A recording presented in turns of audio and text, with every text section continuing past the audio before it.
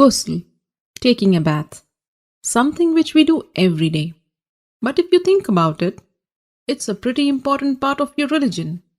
Because if you are not ritually pure, you cannot perform some important religious deeds.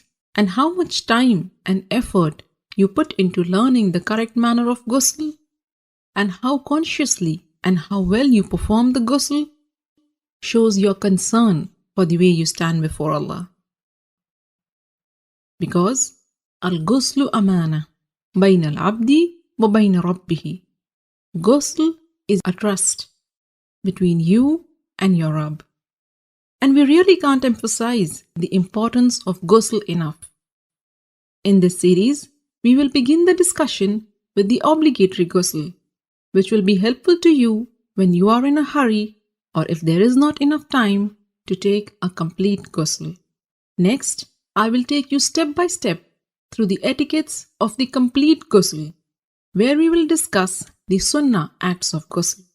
And finally, in the next video, we will answer some frequently asked questions about ghusl. Alhamdulillah, all the information and answers are taken from the writings and fatwa of the scholars. So let's begin. There are two kinds of ritual impurities, the minor impurity and the major impurity, which occurs as a result of janabah, haid or nifas.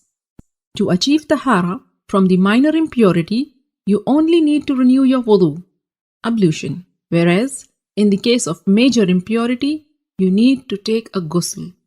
And ghusl can be taken in two ways. A complete ghusl with all the sunnahs of the Prophet, and a partial or a sufficient ghusl, which means only doing what is obligatory to free yourself from the ritual impurity. So what are these obligatory acts of ghusl? A beforehand niyyah, intention that you are taking this bath to purify yourself from the major ritual impurity, rinsing your mouth and nose, and letting water run over your entire body at least once. Make sure it reaches every part of it, even your scalp under the thick hair.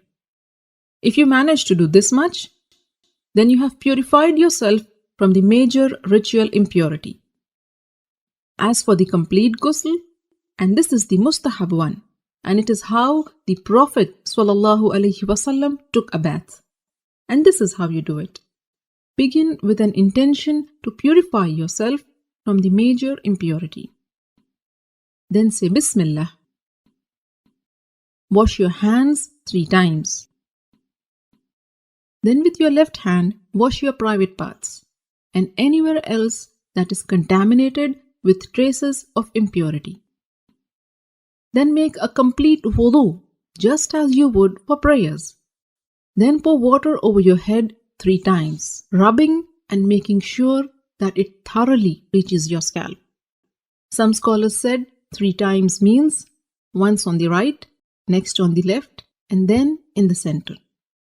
And then pour water and wash the entire body, beginning with the right side, then the left, while rubbing it with your hands so that you are sure you haven't missed any part.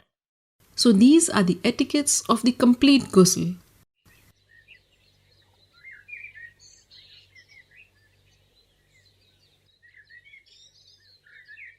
Ghusl essentially means letting water run over every part of your body. So if you are wearing a ring, you should move it. And if it is so tight that the water won't reach the skin underneath, then you have to remove it. Cosmetic items which form a barrier and prevent the water from reaching your skin must also be taken off. In a narration of Maymuna radiallahu ta'ala anha, it is mentioned that the Prophet sallallahu alaihi wasallam moved away from the spot where he had been taking ghusl, and then he washed his feet. Shaykh Ibn al-Uthaymin rahimahullah explained that what is apparent from the various narrations is that the Prophet washed his feet after ghusl only when there was a need. Like if the floor is made of dirt, and if the feet are not washed, they will remain soiled. So you may want to wash your feet after ghusl if there is a need. With this, you are now well informed about the how-to of the perfect ghusl. For more how-to guides, subscribe to the Striving Muslima YouTube channel or get yourself to thestrivingmuslima.com and subscribe to the mailing list. I will keep you updated about all the latest videos and interesting articles. Don't forget to share this how-to guide with your family and friends. By sharing this video, you are helping your friends and family in their deen.